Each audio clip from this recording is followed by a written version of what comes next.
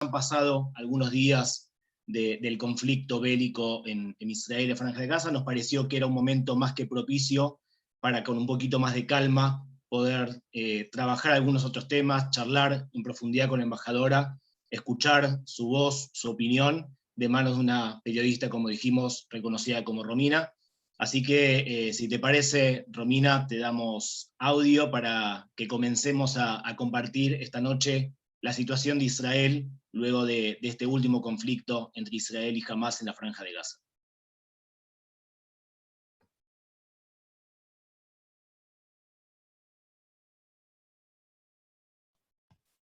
Romy está silenciada.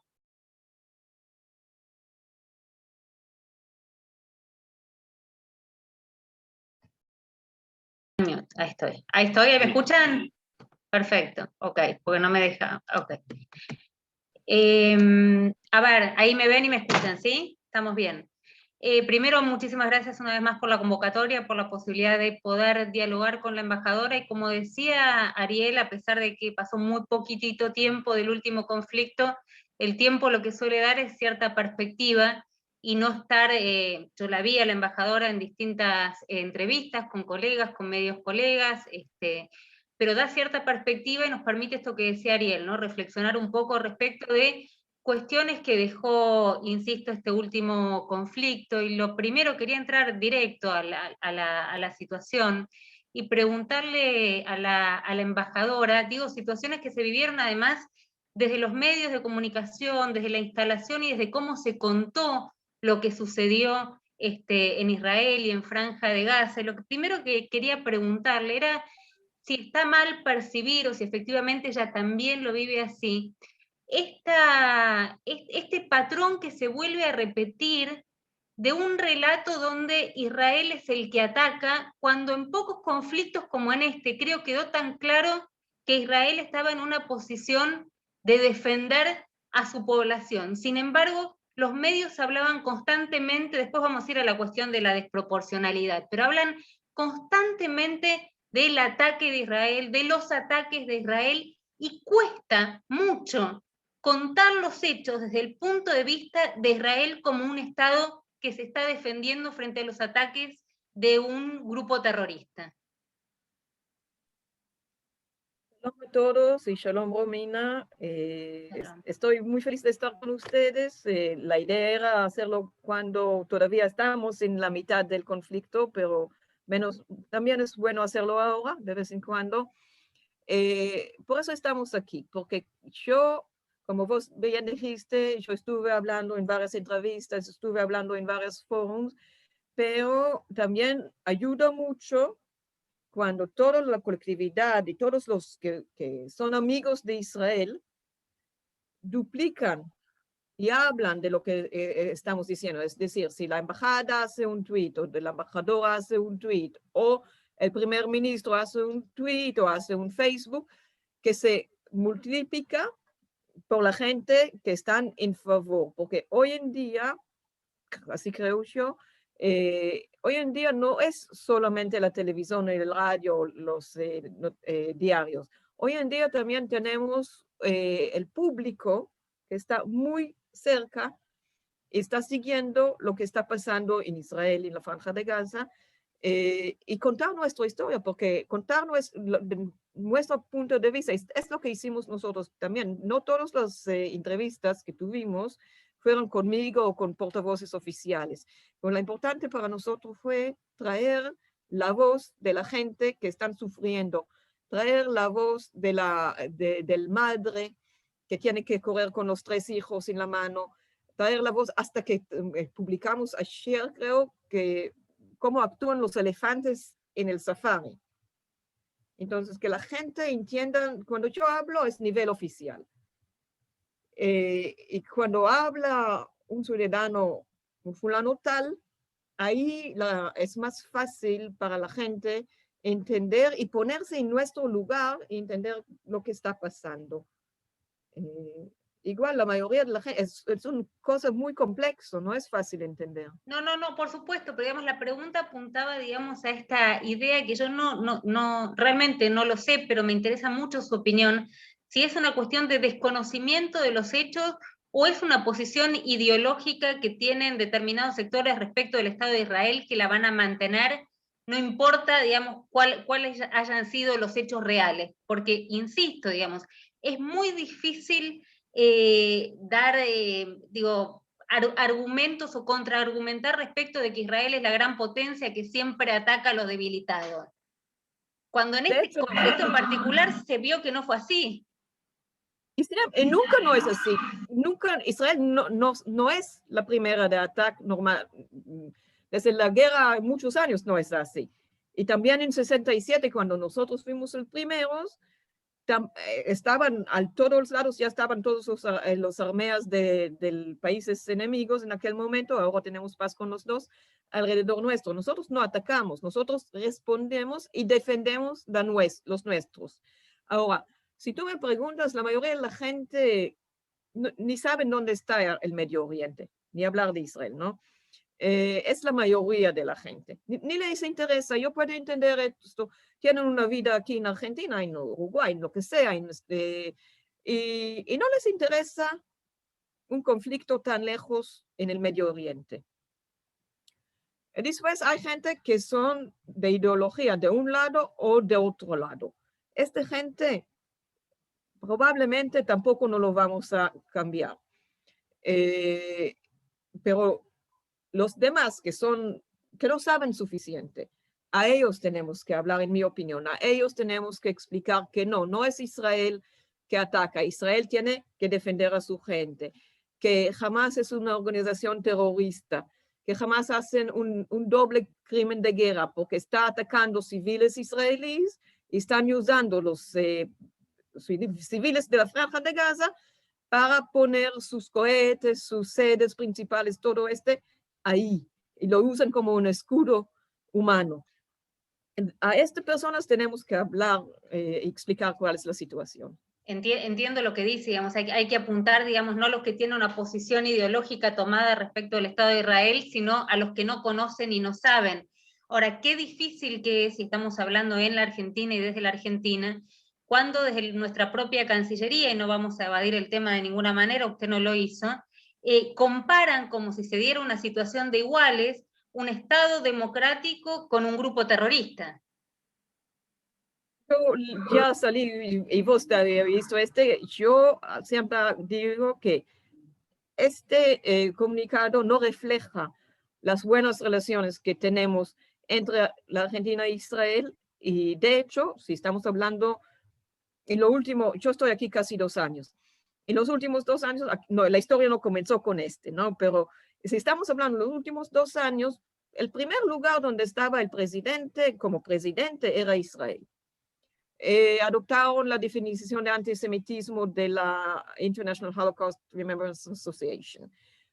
Tenemos muchas actividades de la embajada conjunto con varias entidades, tanto de la coalición como de la oposición, como de la población civil también, ¿no? Digamos, de ONGs culturales, cosas así. Este es el trabajo de un embajador, una embajadora, y lo hace también Sergio Uribarri en Israel. Y trabajamos para acercar los pueblos. Y justo hoy tuvimos una charla con la Cámara de Comercio Argentina-Israelí, nosotros y varias organizaciones de agro, para hablar cómo la tecnología israelí podría ayudar al campo argentino, usando la tecnología israelí para tener mejores productos y más productos. Entonces, y estamos haciendo esto para el bienestar de los dos lados. No estoy hablando solo del lado israelí, sino tampoco del lado argentino. Estamos por los dos. Pero digo, es muy difícil, digo, sobre todo a quienes tenemos, digo, la obligación y el deber de informar a través de ustedes, pero nosotros somos simplemente un nexo entre ustedes y la enorme cantidad de población que se informa, cuando, insisto, se pone en pie de igualdad un grupo terrorista con un Estado democrático, o se habla de un conflicto entre Palestina e Israel, cuando el conflicto es entre, de vuelta, Israel y un grupo terrorista que ataca. Es muy difícil. Estoy de acuerdo contigo. Ese es el deber que tenemos. Nos tocó hacer ese deber y tratamos de hacerlo en la mejor forma que podemos hacerlo. Ahora, embajadora, creo que ayudaría, digo, más allá de hacer un reconto cronológico de los hechos, primero quiero su análisis respecto de por qué cree que después de tantos años se rompió este alto al fuego o esta especie de acuerdo, si es que se puede llamar débil acuerdo que había respecto de no atacar. ¿Por qué jamás lo rompe y lo rompe de esta manera tan particular, tan virulenta respecto de ciudades emblemáticas dentro de Israel y de una manera en la cual no lo había hecho antes? ¿Cuál cree que fue, digamos, lo que termina detonando? Si fue un hecho político, si fue un hecho social, más allá de la cronología de los hechos. Lo comento a quienes nos están viendo porque se mezclan varias situaciones. Las elecciones que se daban respecto de la autoridad palestina, que se venían suspendiendo sistemáticamente, y cómo esto de alguna manera debilita la intención de Hamás de acceder por esa vía. Después tenemos distintos hechos que se dieron y también que se contaron de varias maneras respecto del desalojo de 6 familias, creo, si no me equivoco, eran 6 familias palestinas. Digo, a ver si podemos como ordenar un poco la situación, pero tratar de entender por qué después de años de calma, o de una débil calma, vuelven estos ataques y vuelven de esta manera. Vos ya comenzaste a explicarlo. El asunto es lo siguiente: Hamás y la autoridad palestina, que está liderado por Abu Mazen, no tienen buenas relaciones. No llegan y tendrían que tener elecciones. Originalmente Abu Mazen fue elegido para 4 años. Ya pasaron 15, 16 años, no recuerdo cuántos. 2005, sí, 16 años. Él fue elegido por 4 años y ya tenemos 16 años que está en el poder. Y tendrían que tener elecciones, en lo cual jamás pensó que va a tener más poder y podría llegar a más poder. Al final, Abu Mazen canceló las elecciones otra vez. Entonces, jamás, para tomar el liderazgo o para tener más espacio, decidió comenzar a aumentar las tensiones con Israel. Y comenzó no solo en Jerusalén, comenzó como 3 semanas antes. Ya comenzó a mandar otra vez los glóbulos de fuego. Ya fueron 200 misiles contra el sur de Israel. Entonces ya comenzó a calentar, digamos, la situación. Y después cayeron algunas cosas juntos. El Ramadán, que es un tiempo muy sensible para los musulmanes, y ya se escuchan mucho las cosas que dicen los imames. Cayó junto también este desacuerdo de ownership, no sé la palabra en español. Sí, de pertenencia. Pertenencia que lleva años y años en la justicia israelí en Sheikh Jarrah. Llegó justo a la Corte Suprema en este tiempo. Y que tenía que definirlo, ¿no? Que no llegó a definirlo, sí, pero estaba a días de definirlo, de una definición en la Corte. Definirlo, y también llegó el Día de Jerusalén. Es una celebración anual que hacemos. Israel hizo todo lo que es posible para no llegar a este confrontamiento eventual que sí llegamos. Por ejemplo, no reaccionamos a los globos de fuego, no reaccionamos a los 200 misiles. Por primera vez en la historia, creo, de Israel, que decidimos postergar el juicio de justo sobre la pertenencia de estas casas. Sí, las propiedades, sí. Entonces, lo postergamos para que no se hace que hay un conflicto allá. Prohibimos nosotros que somos, que garantizamos la libertad de culto a todas las religiones. Nosotros prohibimos a los judíos que suben al templo de monte. ¿no? Solo los judíos. Entonces, y siempre en el día de Jerusalén hay un desfile de banderas. Primero cambiamos la ruta para que no se pase al lado de musulmanes y después lo cancelamos totalmente. Entonces hicimos todo lo que fue posible para evitar el conflicto. Pero al fin y al cabo, cuando uno tiene que defender a los ciudadanos israelíes, cuando lanzaron misiles hacia Jerusalén, que es la seguridad sagrada que ellos dicen, el Hamas dice que está para proteger a Jerusalén y lanza misiles allá. Yo no entiendo cómo se protege a Jerusalén así. Y sabes, de los muertos que Israel tuvo en este último conflicto, 2 son árabes israelíes, una joven de 16 años de edad y su padre, que son árabes. Estos cohetes, estos misiles, no saben la diferencia si es judío, si es musulmán, si es cristiano, si es laico, ¿no? Matan igual. Y nosotros como el gobierno, como el Estado de Israel, tenemos que proteger a nuestros ciudadanos, sean árabes, israelíes, cristianos o laicos. Es lo que hicimos. Ahora, ¿se buscó embajadora? Le pregunto porque yo tengo, digo, y muchos de los que están acá, insisto, cierta obsesión porque entiendo que la información es lo que a uno lo hace de alguna manera libre para posicionarse frente a determinado conflicto, para saber qué es lo que quiere pensar o cómo quiere pensar, tiene que tener información. Y tal vez no está de acuerdo conmigo, pero yo creo que hubo profunda e intencional desinformación en la cobertura. Y le pregunto lo siguiente, recién estaba hablando de lo que pasó en la explanada de la mezquita.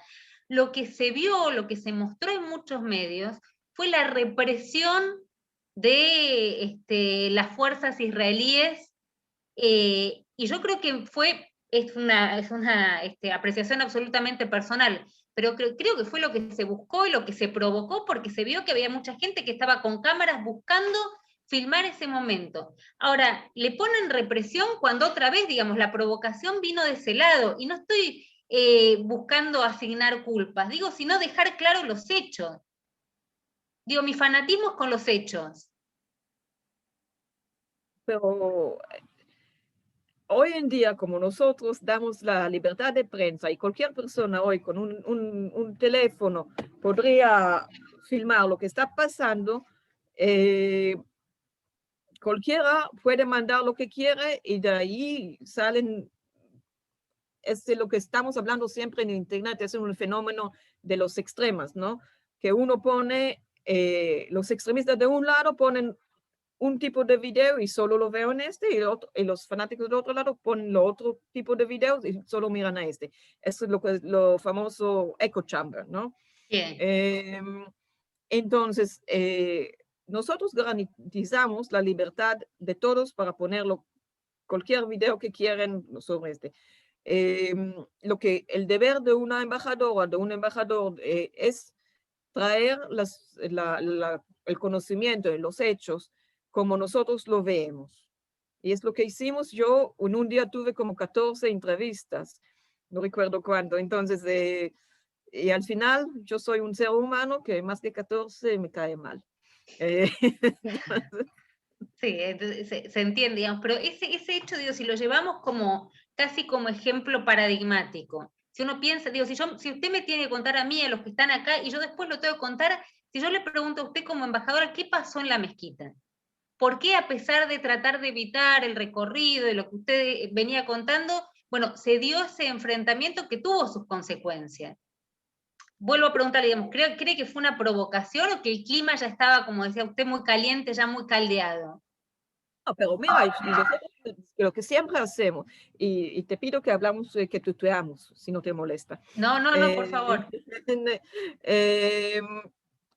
Lo que pasa es, no sé si vos seguramente estabas, y muchos de nuestros audiencias seguramente estaban, la explanada de la mezquita está encima de donde está el muro de los lamentos.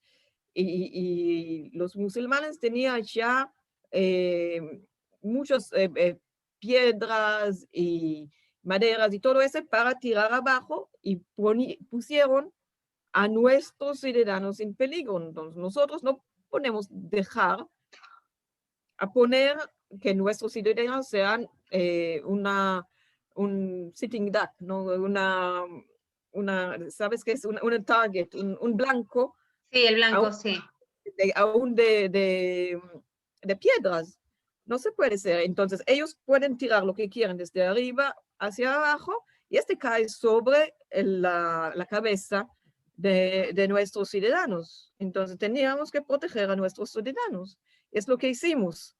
Y no queda otro, porque dejarle que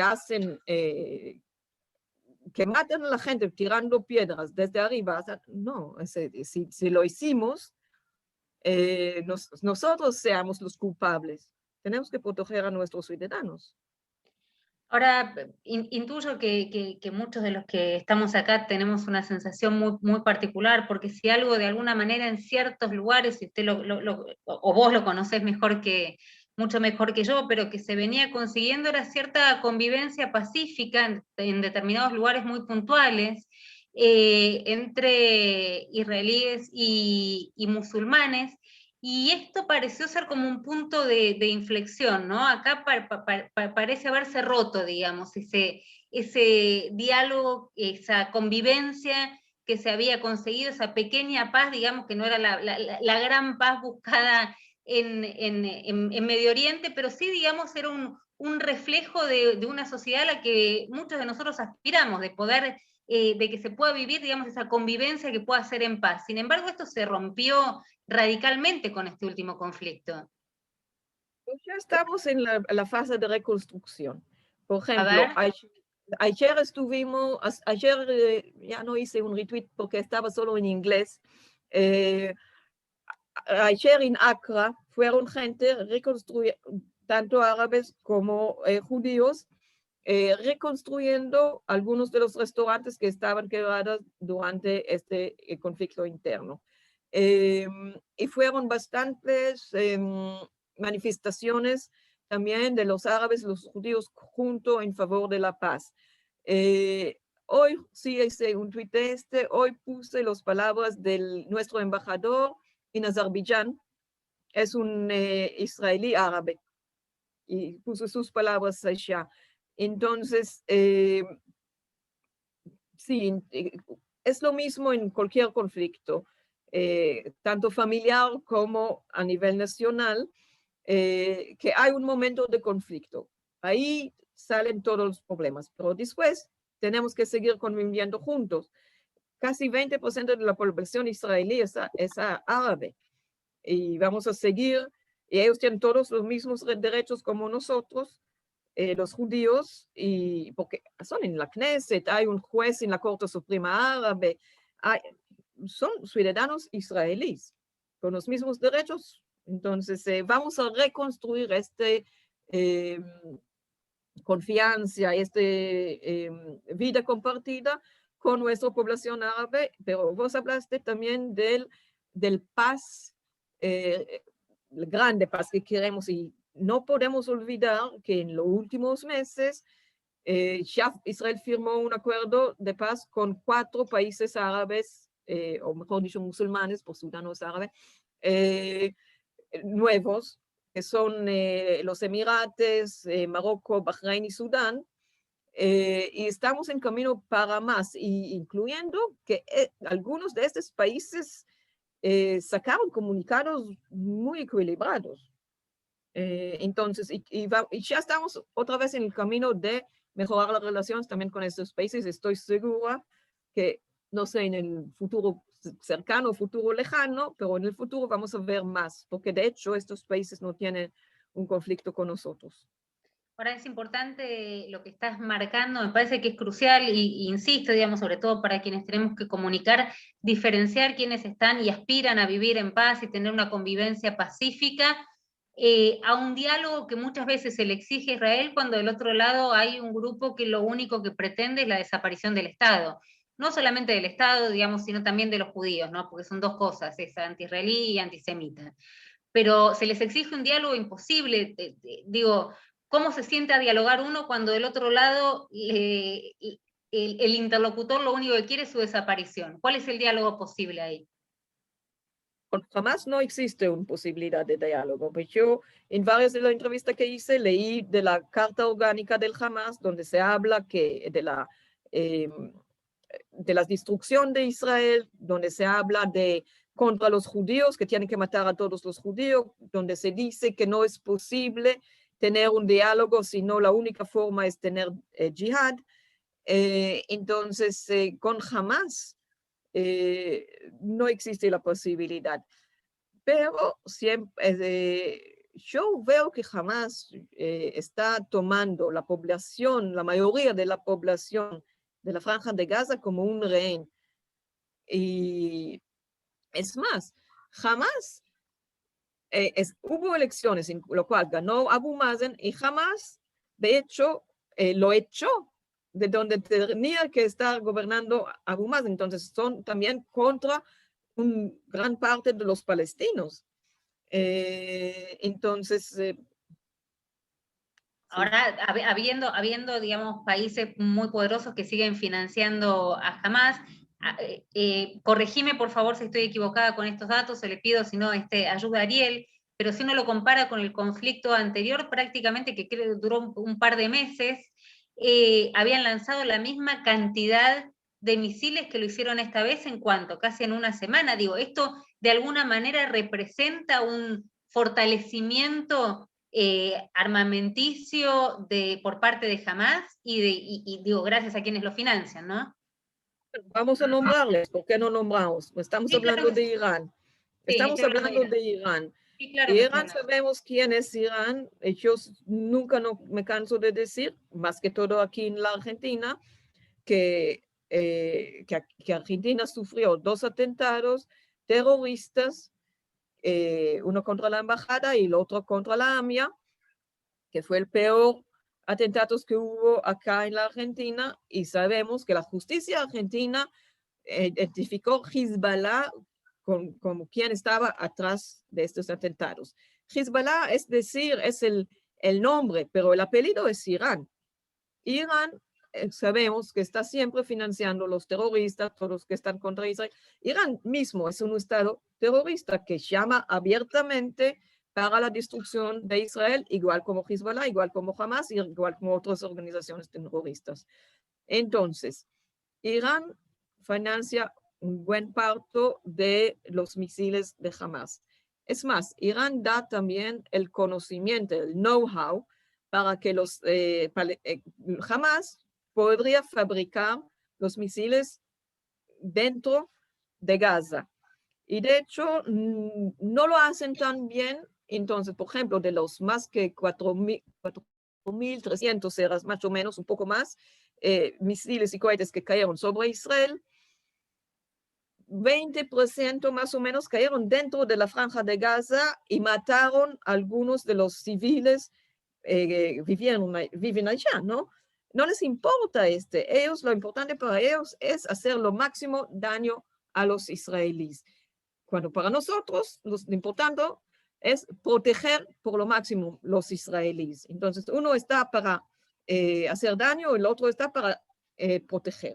Esto es ¿Les preocupa, digamos, esto se vio, digo, o es un mal análisis mío, digamos, pero pensar que en un conflicto anterior, que durante 2 meses después tengan la misma capacidad para atacar que tuvieron en esta última, en la semana que duró el conflicto, quiero saber si los preocupa. Siempre es preocupante, pero nosotros también no estamos en la misma situación como la última vez. Entonces, siempre hay es como el virus y el antivirus en la computadora, ¿no? De uno está adelantado, el otro está adelantado. Siempre es así. Punto de decir por suerte, pero no es suerte, es una inversión. Nosotros invertimos en la protección de nuestros ciudadanos, por lo cual tenemos la cúpula de hierro y por lo cual tenemos todas estas cosas. Nosotros invertimos en la protección de nuestros ciudadanos y jamás está invirtiendo en cohetes, en los túneles, donde solo jamás podría entrar, los civiles no pueden entrar. Y la dirigencia de Hamas, algunos están en Qatar protegidos, ¿no? Sinwar está dentro de la Franja de Gaza, pero muchos están en Qatar, disfrutando de la vida cuando los civiles de Gaza están sufriendo muchísimo. Ahora, ¿y creen que la ayuda humanitaria que llega a la franja también es utilizada para inversión en robustecer lo que tiene que ver con armamento? Es interesante, mira, nosotros, aun cuando hubo el conflicto, durante el conflicto mismo, nosotros dimos el ok para que pase ayuda humanitaria. ¿Qué hicieron los Hamas? Atacaron la ayuda humanitaria. Entonces, y hasta que no hubo una tregua, no la dejaron pasar. Solo la dejaron pasar a la caravana, que fueron como 40, lo primero fueron como 40, con comida, con medicinas, con todo, la dejaron pasar solo después que hubo una cesa de fuego. Entonces, nosotros sí preocupamos que él jamás podría abusar, mejor dicho, la ayuda internacional, por lo cual tenemos que tener un método de controlar cómo se van las cosas, a quién se van y todo esto, y con ese tenemos que tener la cooperación de las organizaciones internacionales, que por la mayor parte ellos son quienes distribuyen la ayuda internacional. Ahora, recién te escuchaba, digo, e insisto, me parece que interesante poder hacerlo con cierta perspectiva, aunque esto pasó hace nada, pero cierta perspectiva que ordena. Y tal vez la pregunta suena rara, pero digo, la guerra mediática, ¿no? A pesar de todas las estigmatizaciones que los judíos del mundo manejan, los medios, etcétera, ¿es una guerra perdida? La mediática. Yo no puedo creer en este. Si yo creía en este, no había hecho mi mejor esfuerzo. Depende de cada uno de nosotros, ¿no? Yo hago lo más que yo puedo. Vos no quizás porque vos sos un periodista, pero la gente que está en favor de Israel, que muchos de ellos están acá en este chat, cada uno tiene su parte para apoyar el lado de Israel, la vista del lado israelí. Sí, no creo que es una guerra perdida. Cada uno tiene que luchar por su derecho de hablar y su derecho de presentar los hechos como uno lo vea.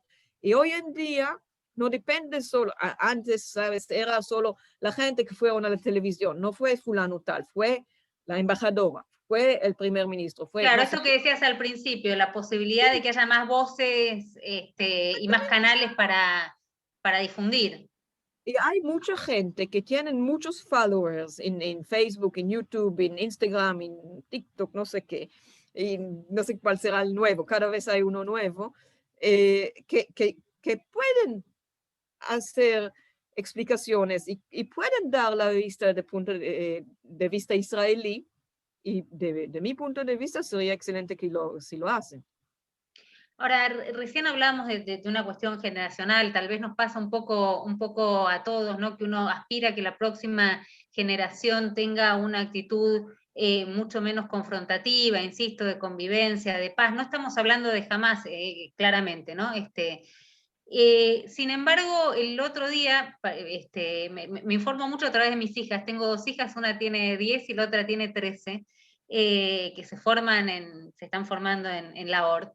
Y vinieron espantadas a contarme la historia de los TikToks, que la verdad es que yo no la conocía en la manera en que ellas me las presentaron, y me parece que es interesante. Por un lado es muy, uno se desilusiona, y la verdad que genera mucho dolor ver a jóvenes convocando otra vez, ¿no? Al odio, al enfrentamiento. No sé si me querés contar un poco de esto, porque me parece que quedó perdido, y no es una cuestión menor. Justo cuando estás hablando del poder que tienen las redes, estos jóvenes apareciendo con esta nueva herramienta. Ahora uy, no sé, está aquí un eco. Los jóvenes tienen en su poder mucha influencia y tienen que contar. Hay videos donde están enseñando cómo matar judíos, no necesariamente israelíes. Y explica cómo matarlo y cómo hacer todo. Hay videos que están mostrando cómo jamás toma los caños de agua y de cloaca y lo es un video oficial del Hamas, que están celebrando su, digamos, que en su punto de vista ganaron este conflicto, están mostrando su poder, están mostrando ahí cómo toman las cañas del agua y las cañas de cloaca y lo convierten en misiles. Entonces, es importante destacar, mira, esto es lo que está haciendo, no estoy mentiroso porque este es lo que publicó Hamas mismo. Y este es digamos, un milímetro atrás de un milímetro, es un trabajo muy, muy exacta y no podemos mentir nunca para que la gente entienda. Y es parte, mira, la audiencia que mira a mí, la audiencia que está aquí con nosotros, estoy segura que no existe mucho que son menores de 20. No veo todos, veo muy pocos de ellos, pero la mayoría son más que 20 y muchos que son mucho más que 20, incluyendo yo, yo tengo 56. Entonces, nosotros como los padres, como los oficiales, tenemos que, de un lado, entender de nuestros hijos o hijas en tu casa, qué están pasando en las redes, y de otro lado, enseñarles, mira, bueno, no es así, quizás sería bueno que vos pongas o otra cosa para que la gente pueden tener, como vos dijiste, los hechos, pueden tener los relatos, pueden tener la información y de ahí forman su opinión. Ahora, recién decías que, bueno, Hamas festejaba de alguna manera esto como un triunfo, ¿no? Y no puedo ni quiero dejar de preguntarte, durante algunos días estuvo hablando de la avanzada por tierra de Israel, cosa que no hizo y que hubiese sido realmente, digamos, una escalada importante. Digo, primero quiero entender, digamos, si fue una acción psicológica y entender un poco también qué hubiese pasado si esa escalada hubiese sido, y esa avanzada hubiese sido terrestre. Fue de una instrucción de la FDI que ya dijo que usaba la palabra incorrecta en inglés y ya se disculpó varias veces por usar la palabra, es que nosotros hablamos hebreo, ¿no? Inglés es nuestro segundo idioma, en mi caso tengo español como mi quinto idioma, pero a veces usamos las palabras incorrectas, entonces ya tanto la FDI como otros han disculpado por usar la palabra incorrectas. Igual cuando no sabíamos cómo se va a desarrollar, siempre todas las opciones son sobre la mesa. Y analizamos cada minuto qué será la mejor estrategia. En este caso no hubo necesidad para que haya una entrada de tierra. Pero podría haber llegado a ese también, no sabemos. Yo no soy mucho de estrategia militar, pero tenemos los profesionales del ejército, que es lo que hacen, y hacen con el Ministerio de Defensa y con el primer ministro, por supuesto, y deciden cuáles serán las próximas etapas.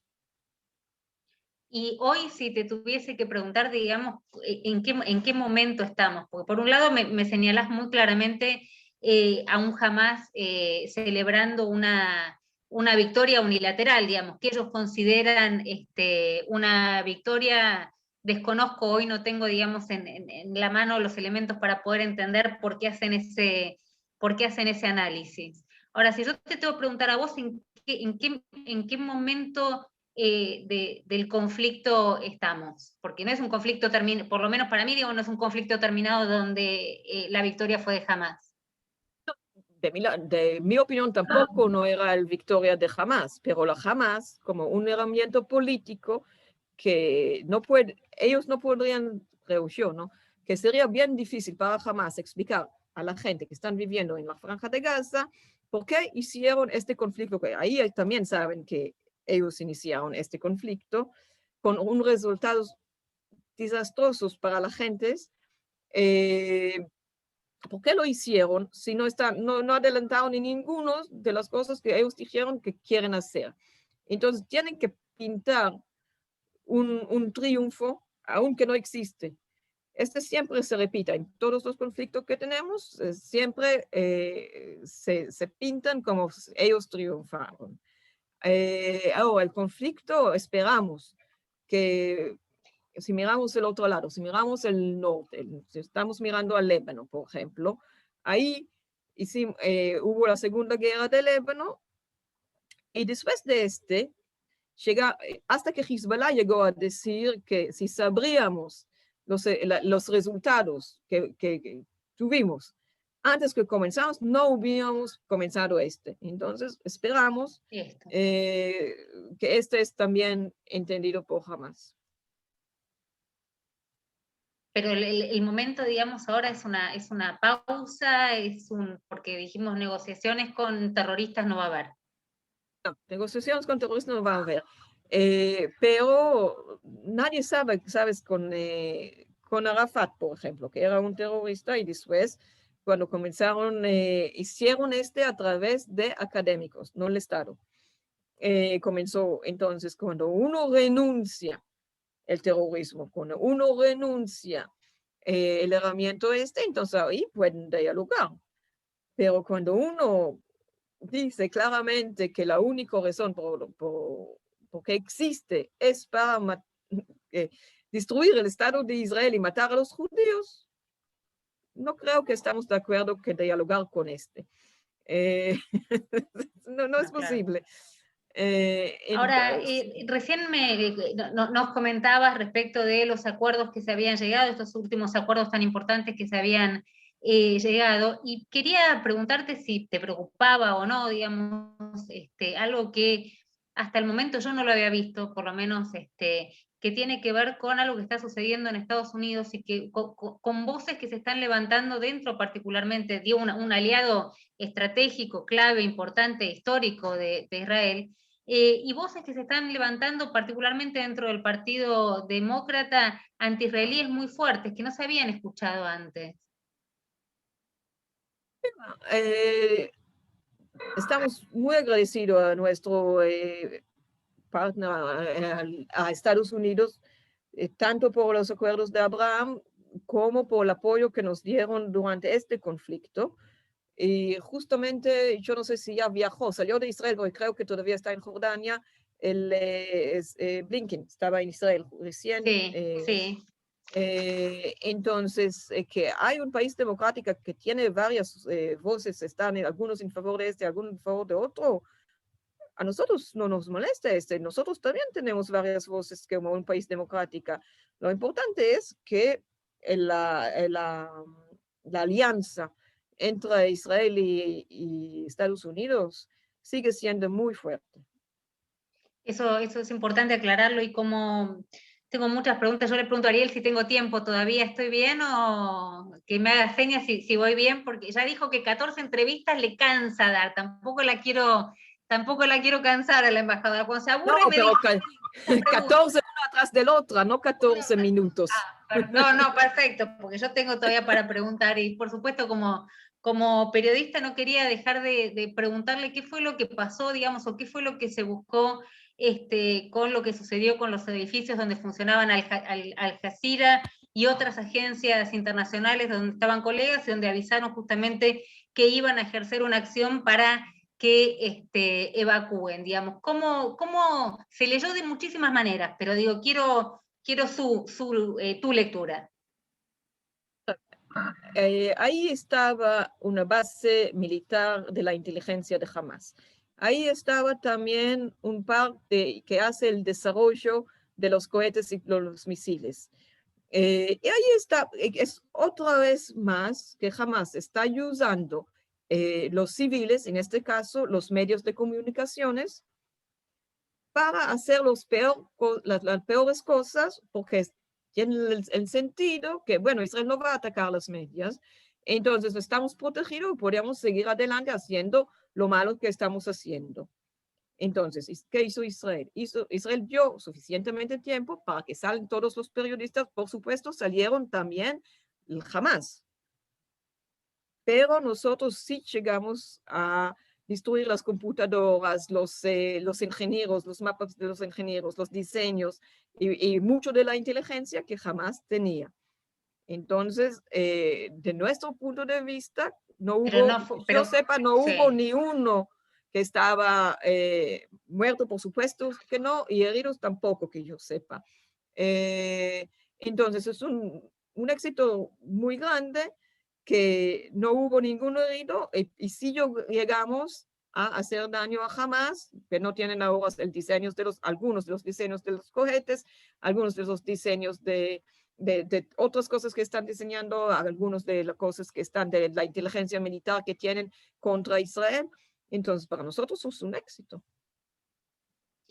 Ahora, el tema, ese queda claro, me parece que era importante también aclararlo en ese sentido, pero respecto de la relación con Argentina, ¿no? Esta relación, bueno, con esta declaración que fue tan controvertida, creo que particularmente por esta cuestión de fondo de igualar un Estado democrático con un grupo terrorista. Y ahora lo que acaba de pasar, digo, hace minutos nada más con esta nueva votación donde Argentina no condena a Hamas.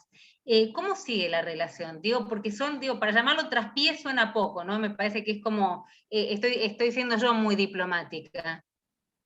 Pero yo voy a estar aún más diplomática. No, el asunto es que, mira, la Comité de los Derechos Humanos es una continuación antes era la Comité y ahora es Comisión, o al revés, ya no recuerdo. Cambiaron el nombre porque los países mismos entendieron que ahí hay un voto automático contra Israel. Entonces cambiaron el nombre y dijeron, no, vamos a formar uno nuevo que es más equilibrado, que no vamos a estar contra Israel, sino vamos a estar en favor de los derechos humanos. De los 30 sesiones especiales que hubo, 9, incluyendo el último, fueron contra Israel.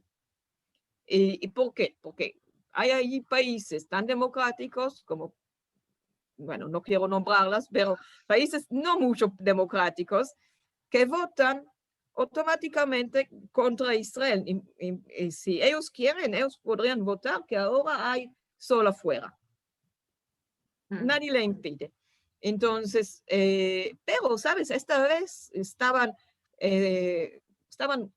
24 en favor y 23 estaban en contra o abstenciones. Entonces, estamos casi lo mismo, ¿no? Entonces, porque también los países, y mira quiénes son, quién votaron contra Israel. No vas a ver ahí la Francia que abstención, no vas a ir a Alemania o Austria, no. ¿Quiénes son? Son países que no son muy democráticas la mayoría. Ahora, ¿qué pasa con Argentina? ¿Qué pasa con Argentina? Eso pregunto. Yo no decido la política de Argentina. Yo te puedo decir... Pero Argentina toma una posición respecto de Israel y particularmente de Hamas, ¿no? Mira, Argentina tomó una posición que es la posición de Argentina. Nosotros, si estamos hablando de esta decisión del Consejo, que está obsesionado con Israel, como digo, casi 30% de las sesiones especiales que hizo fueron sobre Israel. Nosotros somos el único país que tiene una cláusula que siempre, una vez al año, tiene que hablar de Israel. No existe para ningún otro país. Entonces, aprovechar de esta situación, nosotros creemos que la decisión del Consejo de Derechos Humanos es una decisión vergonzosa. Que es inmoral el uso de la mayoría automática que tienen allá los países que son contra Israel. Y nosotros no vamos a cooperar con esta decisión. Pero esto de alguna manera genera algún obstáculo para la relación entre Argentina e Israel después de lo que ya sucedió con la declaración, o no. Mira, estamos usando varias herramientas formales e informales. De algunos lo hacemos públicos, de algunos no. Estamos trabajando. Qué interesantes los que no hacen públicos, esos son los que, los que nos interesan. Pero Pero hoy calificaría las relaciones, digo, después de esto, como buenas, como malas, como nulas. Las relaciones, como cualquier relaciones, son complejos. Son complejos, tienen cosas buenas, tienen cosas malas, tienen cosas en común, tienen cosas que tenemos que mejorar. Hay como cualquier relaciones entre seres humanos y entre países.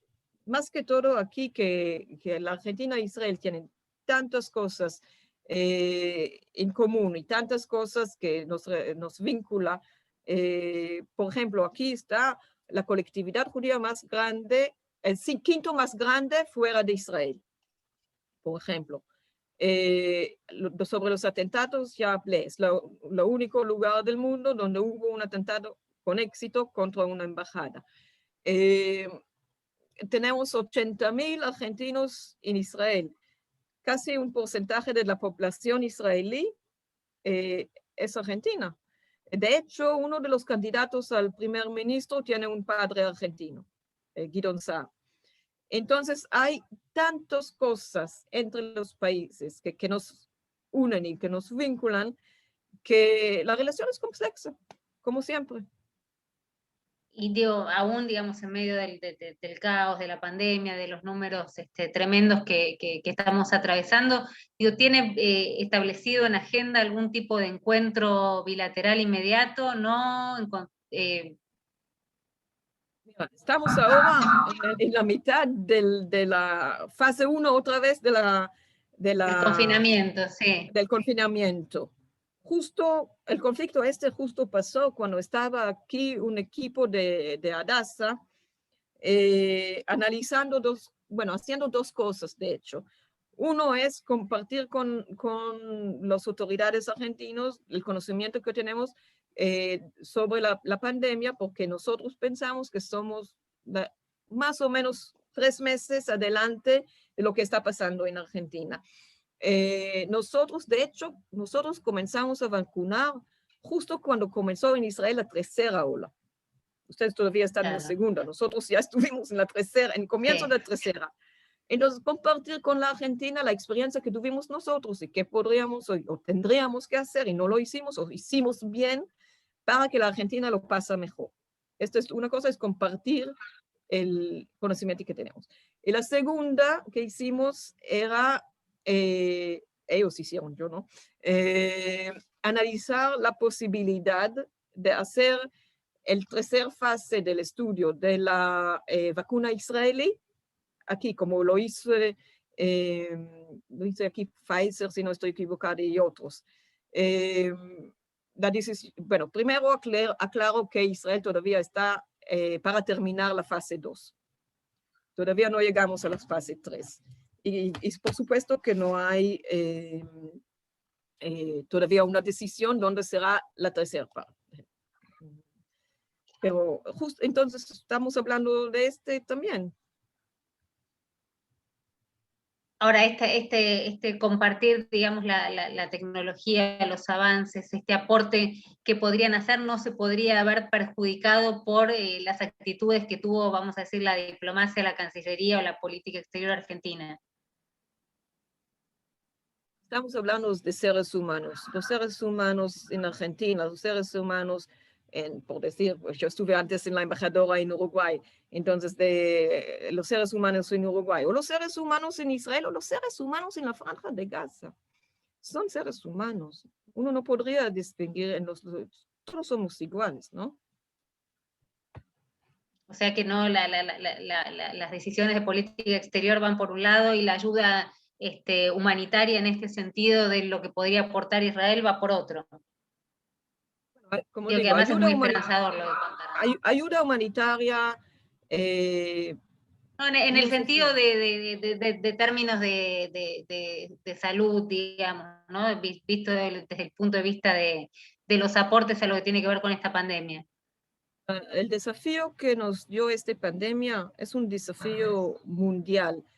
Y es un desafío, por ejemplo, nosotros vacunamos también 100.000 de los palestinos que entran y salen de Israel. ¿Por qué? Porque primero es que ellos entran y salen de Israel, entonces el virus no sabe fronteras.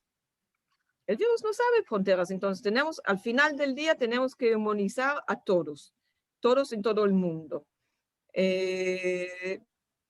Entonces, como digo, los seres humanos son seres humanos. Y a Israel se importan los seres humanos también, y nosotros creemos, te digo la verdad, justo hoy estuve hablando con uno de los expertos en Israel sobre el tema de la pandemia, y porque hoy mismo llegó la primer equipo, no sé, la primer grupo de turistas. Estamos haciendo una prueba. Justo hoy llegaron. Una reapertura. Pequeña, una prueba con controlada, controlada, sí, controlada, sí. Pero justo hoy estuve hablando con él.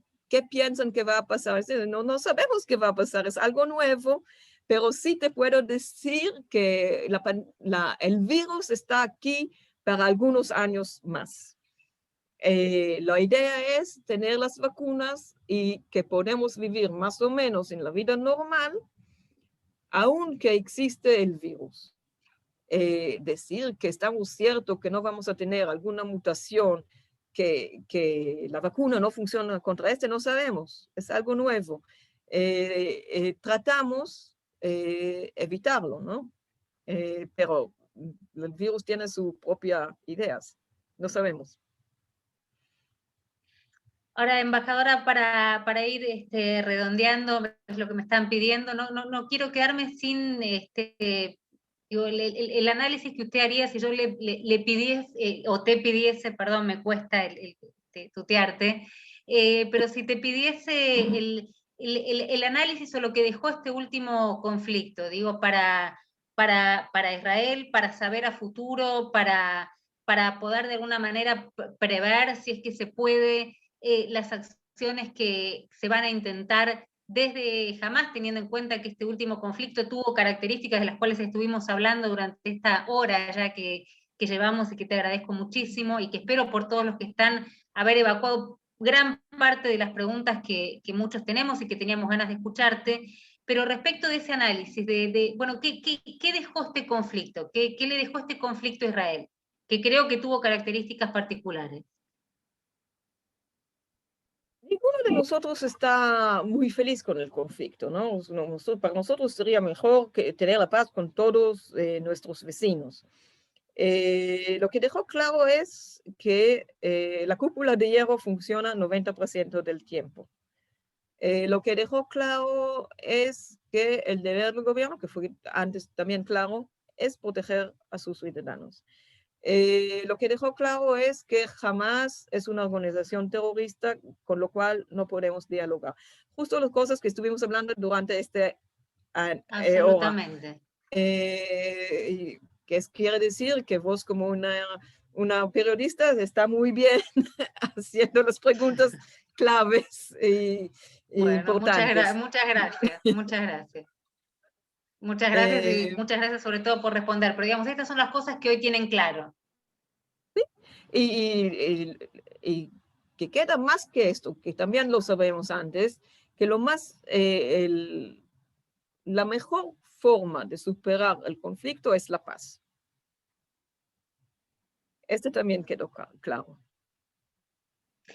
Embajadora, muchísimas gracias. Le cedo el control a Ariel, que ustedes no lo ven, pero que me va haciendo que redondee, me está haciendo de gran productor en esta entrevista. Así que le cedo el cierre y te agradezco muchísimo. Para mí, de verdad, fue un honor poder preguntarte, poder entrevistarte, poder empaparme con las dudas, que muchas veces las dudas que tenemos los periodistas son las que, insisto, las que tienen muchos y sobre las que queremos informar, porque vuelvo a esto de que los hechos son sagrados y no tenemos que cansarnos de repetirlos en esos términos, después que cada uno piense lo que quiera. Ariel, te dejo a vos. Muchísimas gracias, embajadora, muchísimas gracias. Gracias a vos, gracias, muchísimas gracias. Me quedo acá escuchando el cierre. Gracias, Romina. Gracias, embajadora. La verdad que un gusto haberla escuchado, y no quiero obviamente terminar esta hermosa actividad que tuvimos, esclarecedora, con, como dice Romina, muchos datos, que es lo importante a la hora de analizar un conflicto como este, sin darle la palabra, por favor, a Mónica Zuccari, presidenta de la Federación, para que haga un cierre formal. Bueno, gracias Ari, la verdad que Galit, siempre es un placer escucharte, te agradezco este espacio, vos sabés que para nosotros escucharte y tener una voz oficial y poder tomar todas las herramientas que nos diste para defender al Estado de Israel cada vez que sentimos que alguien lo ataca o que dice cosas que no son verdaderas. Entonces, creo que de acá hemos sacado muchos temas y mucha información para hacer lo que tenemos que hacer todos de la diáspora, que es la Hasbará. Así que le agradezco también a todas las instituciones afiliadas a la Federación porque hemos podido lograr un único encuentro entre todas y creo que todos los que estamos acá, seguramente muchos dirigentes y presidentes y miembros de comisiones directivas, nos llevamos muchas herramientas para transmitir a los jóvenes, ¿no? Que quizás vos bien dijiste que no están acá presentes, pero desde todas nuestras escuelas de Madrijim y desde las Bará que hacemos constantemente, le transmitiremos a ellos todos estos comentarios dichos para poder salir en defensa de nuestro Estado. Así que te vuelvo a agradecer muchísimo el espacio. Gracias Romina, un placer tenerte. La verdad es que has hecho preguntas periodísticas de una forma increíble y un placer para la Federación poder haber contado con vos. Y a todos los presentes, y espero que todos nos podamos llevar un poquito más de esclarecimiento de los hechos para poder seguir defendiendo a nuestro Estado y hacer todos los comentarios y las defensas acordes cada vez que sentimos que nos atacan de manera injusta. Gracias a todos y buenas noches. תודה רבה, שלום.